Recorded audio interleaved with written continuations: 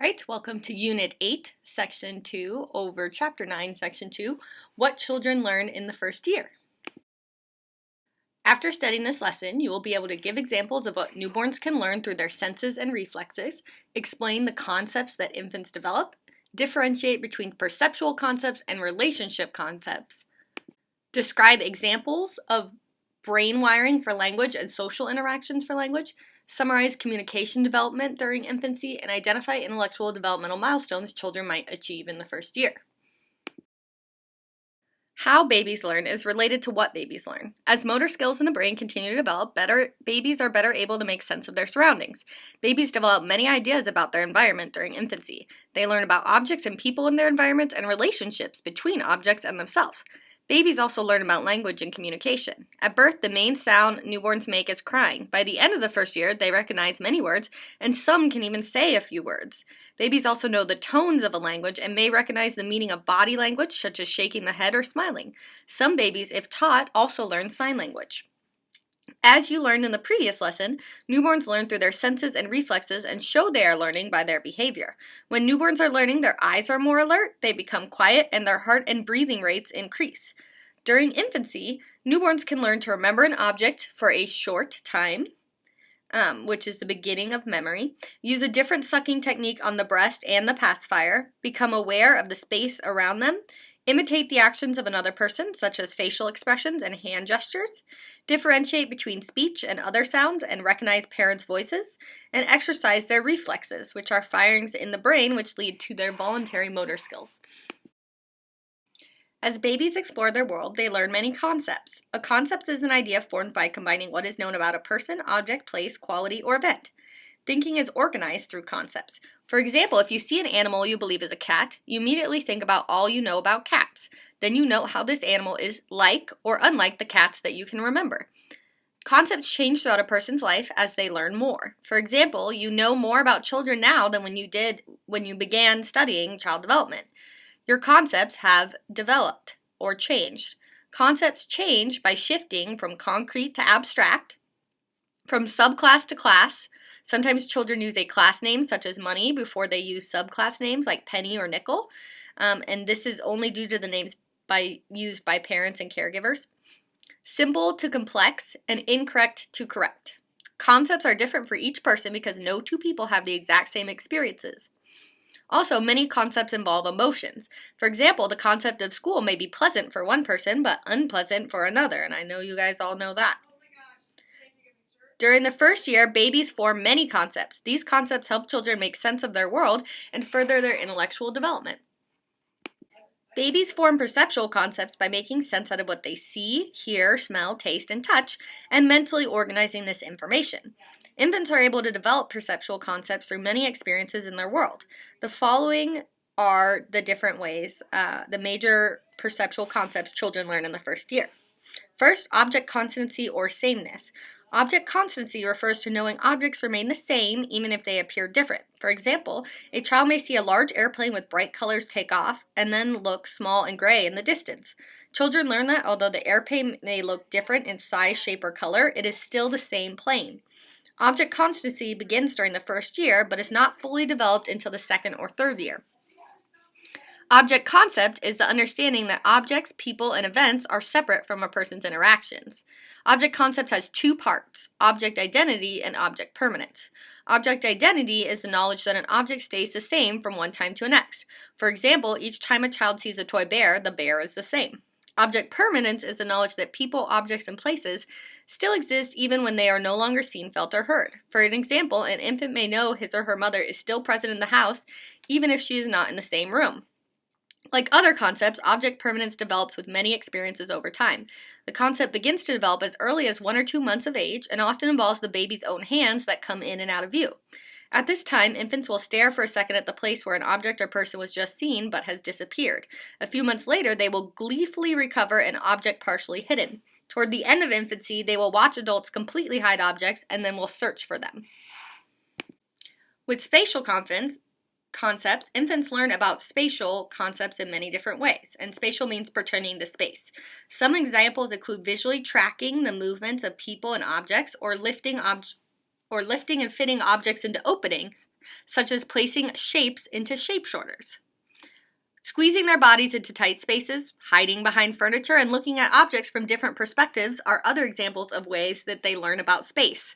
One important spatial concept that infants form after they develop binocular vision is depth perception, which is the ability to tell how far away something is. Accurate depth perception enables infants to judge how far to reach for an object. Using binocular vision, the eyes guide the hand in knowing how far the arm must extend before the hand is able to grasp the object. As children learn to walk, depth perception is necessary to keep them from stepping off an object far from the ground and falling. The eyes guide the feet in knowing how far up, down, or away the next step will be. Infants often develop depth perception by 7 to 9 months of age. Even with some depth perception concepts, babies are not safe from falls. Number sense. Infants' brains appear to be wired for understanding numbers. Brain scans show that both infant and adult brains light up in the same area when processing numerical information.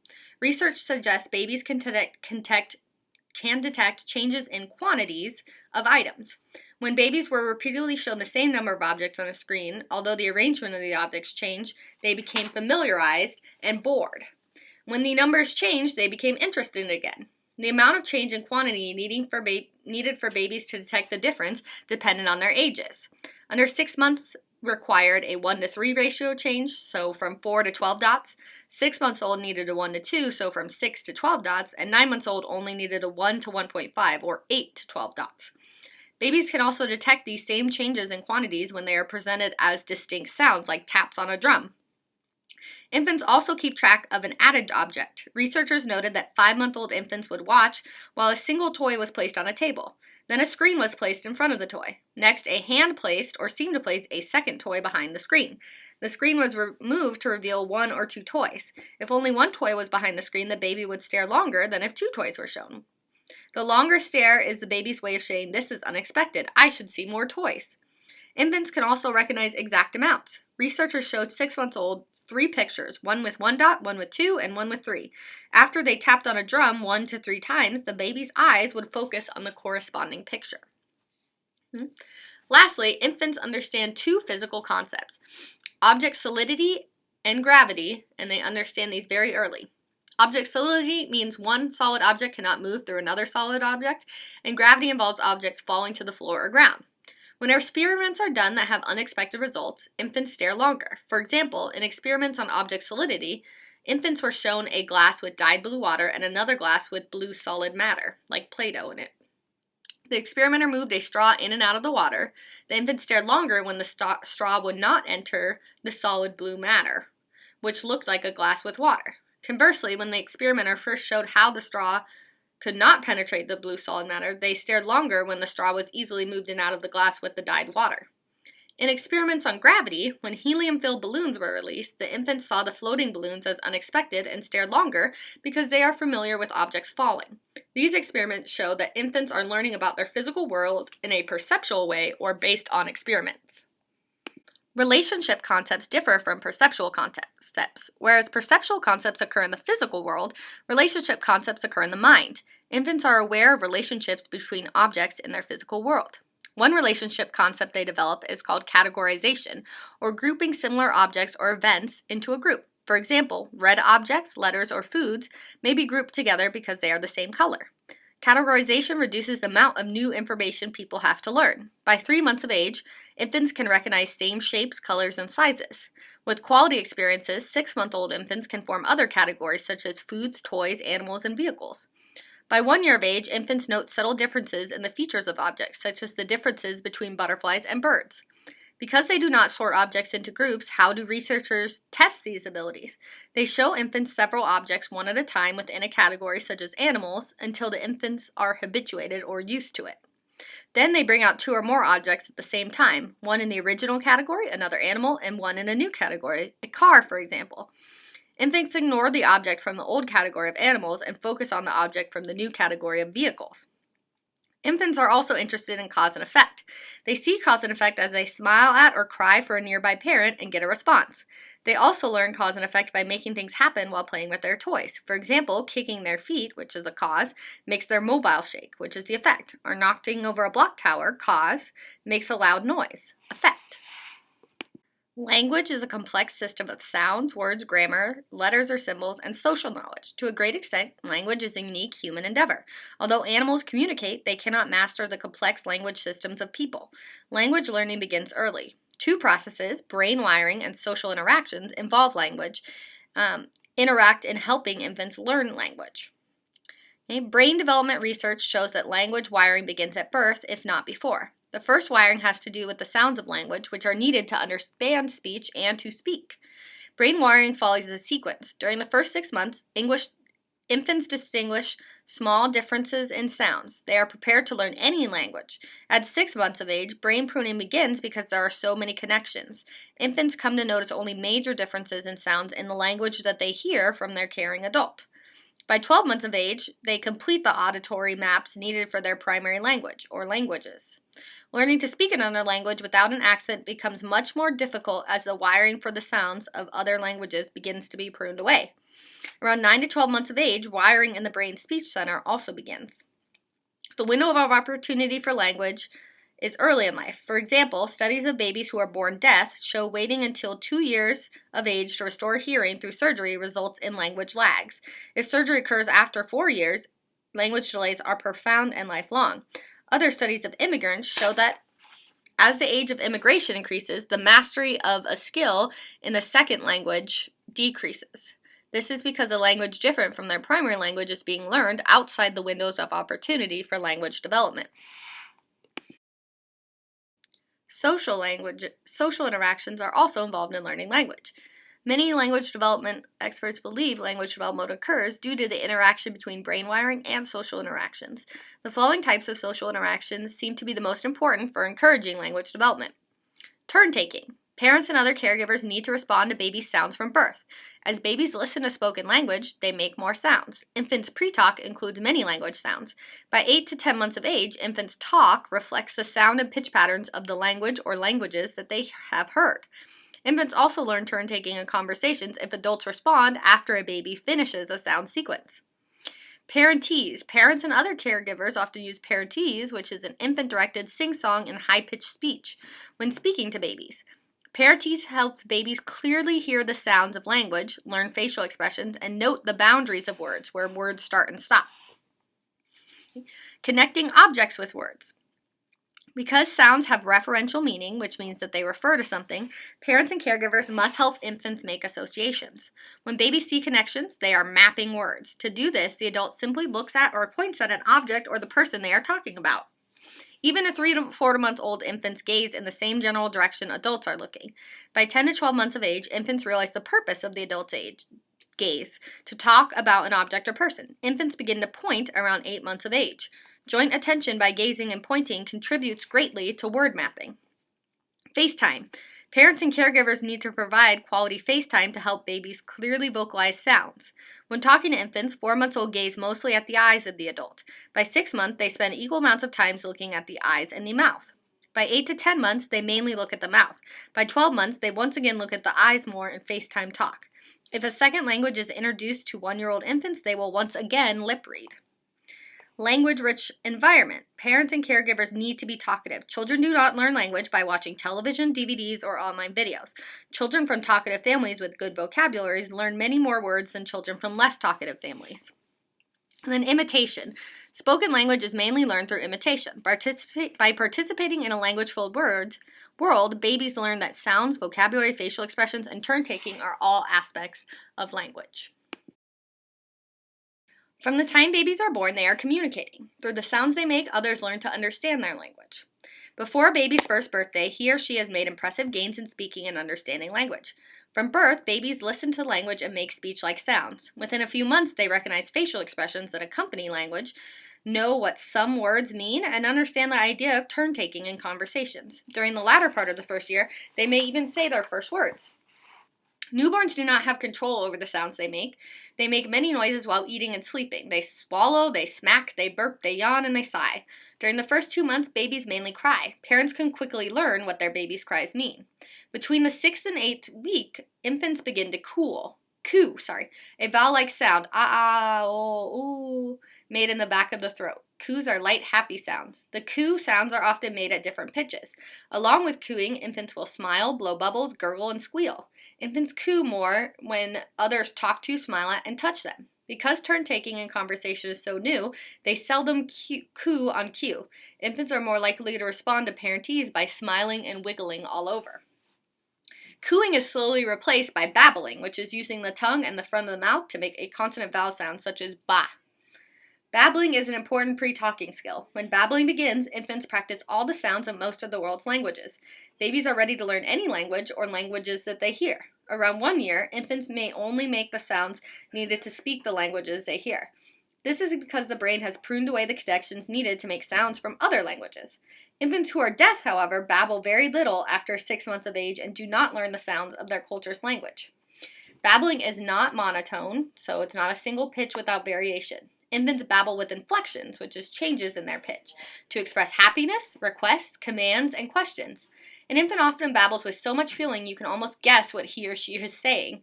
Language experts refer to 3 types of babbling. Okay, there's marginal babbling. Between 4 and 6 months, the infant combines consonant vowel single sounds, ba, or vowel consonant single sounds, Marginal babbling is mixed with squeals and coos. Reduplication babbling happens between 6 and 10 months.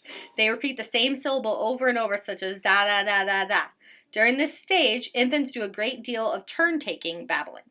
Lastly, non-reduplicated babbling. Between 9 and 12 months of age, varied babbling sounds begin to sound more like words such as gima. Infants have excellent inflectional changes in this stage. For example, their babbling sounds as if they are asking questions, explaining, or making statements.